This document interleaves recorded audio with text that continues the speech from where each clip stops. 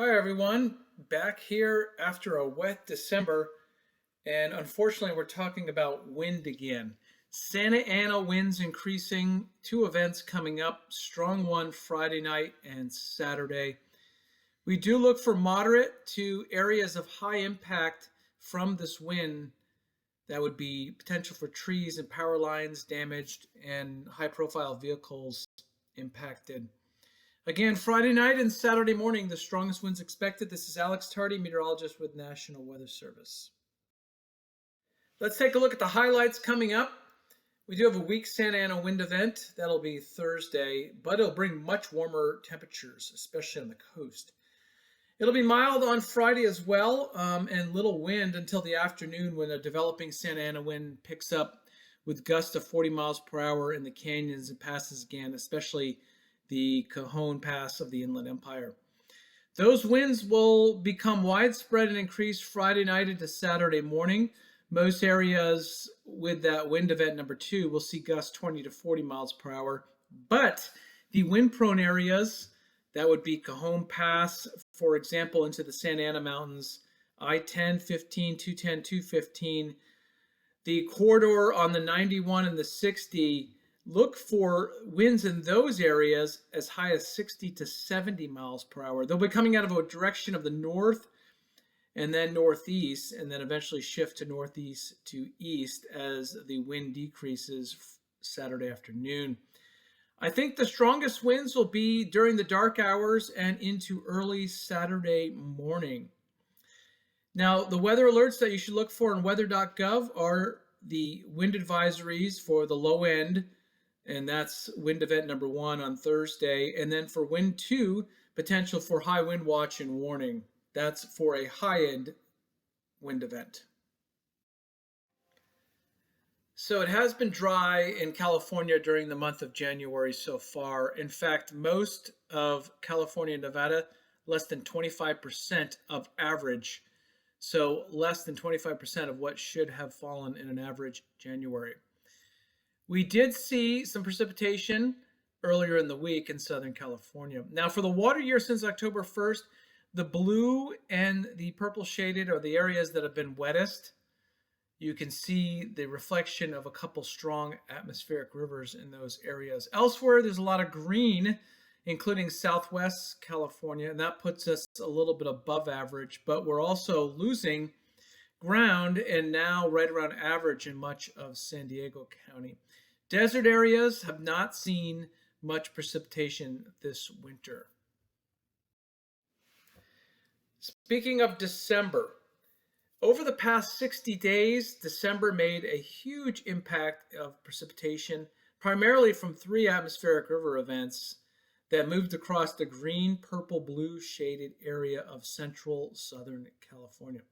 Those areas received 2 to 3 times as much precipitation compared to average. Now, if you look over the past couple years, this has been the weather pattern. 2 years ago, massive upper level ridge of high pressure pushed the storm track to the north.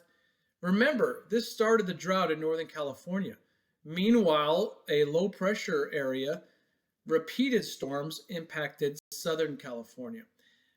Then the following year, this entire upper level ridge of high pressure shifted east, and we had dry conditions across all of California. Now, what about this year? Well, in December, that upper level ridge of high pressure was still there. Unusually warm is what's shown on this map compared to average. So the weather pattern is much more amplified or severe than it should be. It was in the right position, though, in December, allowing storms to come directly down from the north along that red line, turn the corner, and swing across Southern California. 3 of those tapped into tropical moisture. Now, this month of January so far, a little bit of everything, but primarily, yes, a weaker but obvious upper level high pressure block.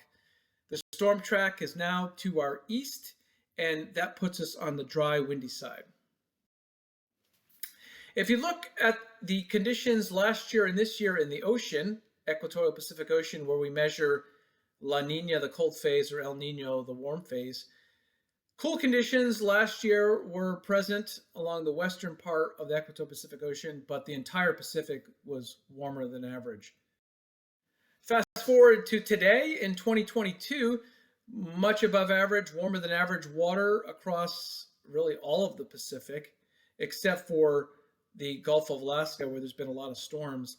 Now, along the equator, La Nina is still there, except the focus of the cooler than average water temperatures is now shifted towards the east, just off the coast of South America. Elsewhere, very warm water conditions, Gulf of Mexico, Atlantic, and much of the Pacific. The jet stream. So how is it shaping up now? I mentioned that upper level high pressure that's been forming or repositioning itself, I should say, in the month of January, blocking storms for California, has even become stronger. It'll shift east and up into the Pacific Northwest. That drives the storm track down into our region, but it's too far east this time, so we're on the dry, windy side on Thursday and again Friday, as shown here. Now, when we get into Saturday, it really takes over Northern California, the Pacific Northwest. Lots of cold air up towards Hudson's Bay, spilling into the northern plains and Great Lakes.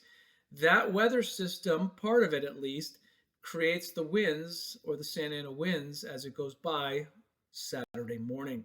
That pressure gradient from high to pressure in Utah down to low pressure in the Baja will create that northerly wind. Since the winds can't go directly through our mountains, they go through the passes and up and over the mountains. That'll make the winds stronger than they would be without the mountains of Southern California. That's what we call Santa Ana winds.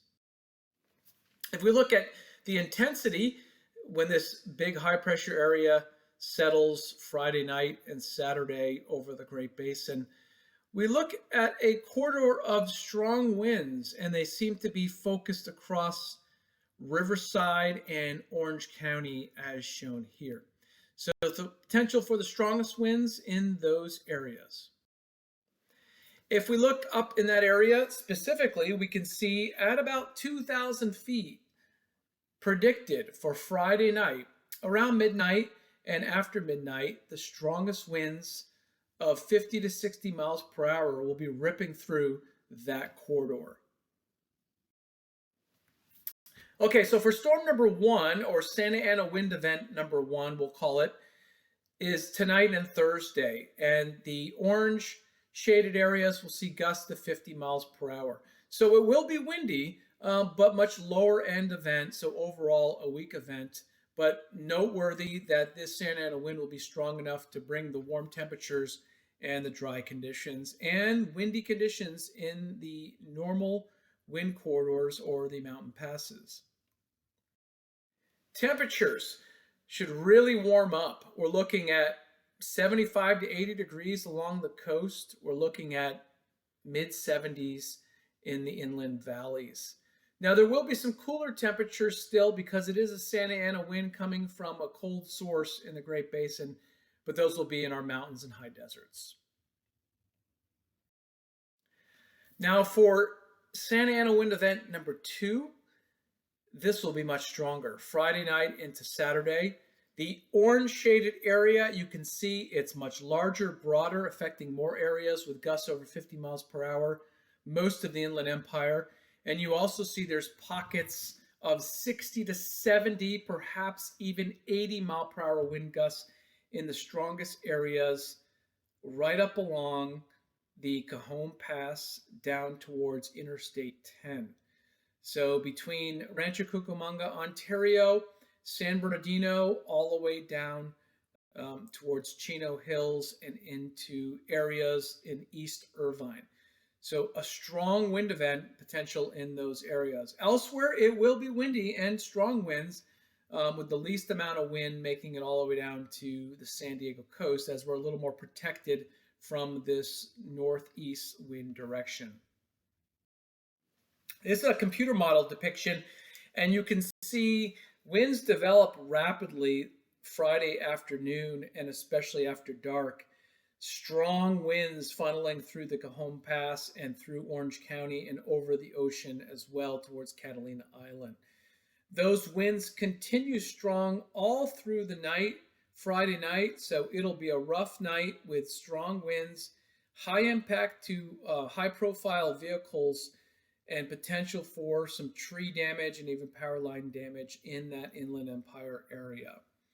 Do note that wind will also spill down into San Diego County and also into our Coachella Valley, but not as strong. Winds should be really strong in the corridor between Camp Pendleton, all through Orange County, and then up through the Inland Empire. Any chance for rain? Looks dry for the rest of January, unfortunately, as shown on the left-hand side with that blocking upper level ridge of high pressure. That even keeps the tropical moisture suppressed just to the south. There is a potential break in the weather pattern, more active jet stream for early February as shown on the right, which could bring a wet weather pattern, at least for Central and Northern California, perhaps some of that reaching Southern California early February. Here are the highlights. 2 Santa Ana wind events. The first one is weak overall, but it's windy, and it brings much warmer temperatures. It'll be mild even on Friday, and a new Santa Ana wind event develops, bringing gusts across the Inland Empire. The winds will be high, especially Friday night and Saturday morning. All areas 20 to 40 miles per hour. Now, when we get into the windiest areas, we're talking 60 to 70 miles per hour with locally stronger gusts affecting all those interstate corridors shown here. Orange County and Inland Empire.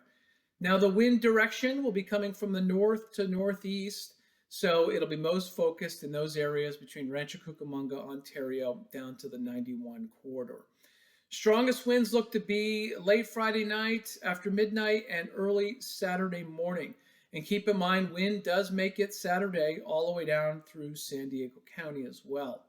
So Santa Ana wind conditions and impacts that could result, such as power lines, tree damage, and also impacts to high-profile vehicles traveling through those mountain corridors.